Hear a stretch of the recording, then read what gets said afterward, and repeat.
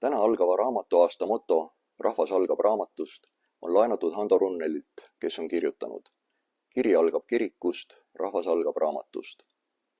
Me ei tea tegelikult, millal täpselt ilmus esimene eestikeelne raamat, aga Lübecki toomdekaani Johannes Brandesi ladinakeelse päevaraamatu sissekanne kolmapäeval, 8. novembril aastal 1525 ütleb: Lübecki raesekretär magister Paulus van Velde tuli eelmisel õhtul esiteks minu juurde, seletades, et raad on pannud Kuldsarve kõrtsis aresti alla vaadi, mis on täis luterlikke raamatuid, samuti liivi, läti ja eesti rahvakeeles missasid, et seda ei viidaks laevale ja et see ei mürgitaks ristiusus veel harimata rahvast.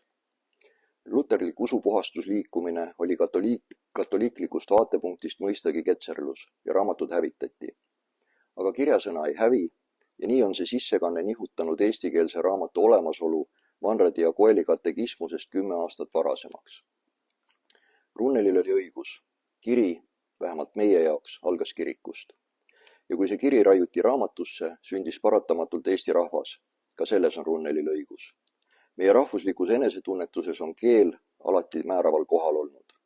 Kas siis selle maa keel, küsis meie esimene luuletaja Kristjan Jaak Peterson eesti keelele igavikku nõutades. Keel, milles luuakse luulet, keel, milles tehakse teadust, keel, milles trükitakse raamatuid, on lõpuks saavutanud tõsiselt võetavuse. Trükitud raamat on keele küpsustunnistus.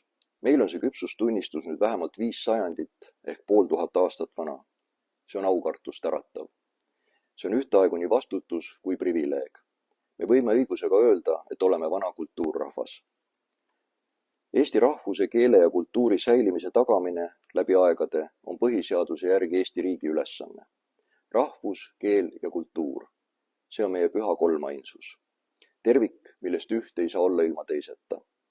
Eesti kultuur on alati olnud keelekeskne. Keel aga areneb ja elab ainult tänu raamatule, tänu kirjandusele. Ses mõttes on märgiline, et raamatu aasta algab Eesti kirjanduse päeval ja lõpeb järgmisel aastal emakeelepäeval. Hoidkem oma keelt, hinnakem oma kultuuri, hinnakem oma kirjandust, sest ilma nendeta pole meid olemas. Lugege raamatuid, lugege eestikeelseid raamatuid, lugege Eesti autorite raamatuid. Eestlus on maja, mille vundament on laotud eestikeelsetest raamatutest. Head Eesti raamatu aastat!